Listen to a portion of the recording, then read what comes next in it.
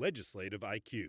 Increase your legislative intelligence with Florida's policy, budget, and campaign monitoring service. Subscribe today at legislativeiq.com.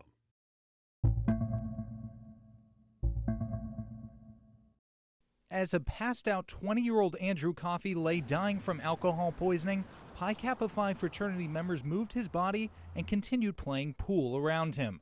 Coffey's big brother, charged with watching him, left the house. The findings are contained in a 17-page presentment filed by the grand jury investigating his death. We're going to continue the investigation, and there is still outstanding forensic evidence that's being reviewed, and we will base all charges based on the evidence that we review. The night of his death, Coffey had consumed an entire bottle of 101 proof bourbon. He was found without a pulse by a fraternity member the next morning, who called and texted 5 other frat members before calling police. More than half of the fraternity members refused to be interviewed by police following Coffey's death.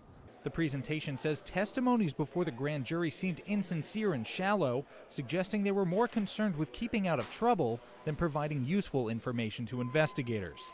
The apathy and the narcissism of those around him bothered me a lot.